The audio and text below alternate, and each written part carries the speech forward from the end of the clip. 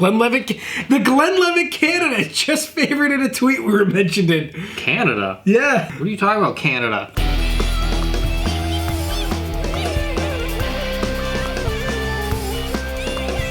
Hello and welcome to another edition of Mandate Mondays. This week, I'm very excited because we're trying a scotch that I'm very fond of. This is one of the first scotches I had sampled before I really got into scotch, and it is the Glenlivet 12, or the Glenlivet 12. Levitt. Levitt?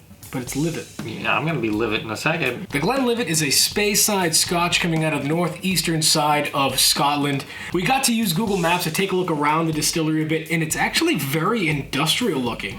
There's some random dude cleaning a window. There's a bunch of water. Well, yeah, there's like a thing. I thought it was a shadow of a guy holding a horseshoe wearing a hat for some reason, but it was just a water stain. They do have that door, that big bold door that says, established in 1824 on the door. Well, I guess what you would picture industrial back in like the 1800s. When you say industrial, I'm picturing like some kind of evil factory. There's just automated machines like stamping things and like... Alright, who knows? Like a license plate line in prison. So I'm very excited to try this again. This has always been a personal favorite. What do you say we give this a shot? So common tasting notes you'll find in this are vanilla, honey, apples, and some cinnamon in here. It's an all-around delicious tasting Surprisingly, scotch. based on that, does not taste like an apple pie. If you were making an apple pie, that's what you would put in it. They say to the nose you can smell vanilla, honey, pineapple, apples, and some cinnamon. You can definitely smell the vanilla in here. I smell a lot of scotch in it. Why don't we say we give it a try? Cheers. Very, very good taste. Very smooth, very well-rounded, not too sharp, a very smooth, without any water taste.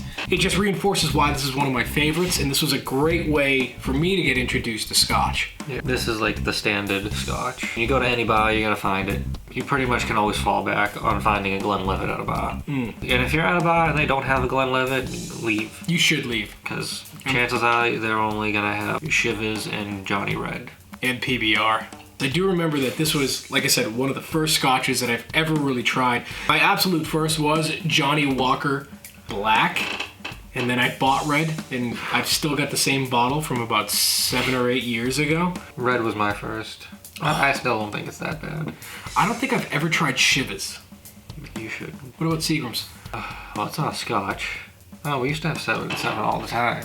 Do they still make 7-Up? Oh, well, if my uncle was here, he'd talk about how he was obsessed with Seagram 7s. He would go through Seagram 7s like it was his job. Well, I think it was just because, that was one of the only few words he knew in English was 7.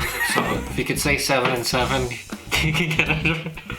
He's not even here to defend himself. My honest opinion, I love just about all of the Glenlivet products. Fantastic scotches. The 12 is a great one to go with. Highly recommend you pick this up and try it if you haven't already. Actually, it'd be pretty ridiculous if you haven't tried it already. Do you have anything else you want to say?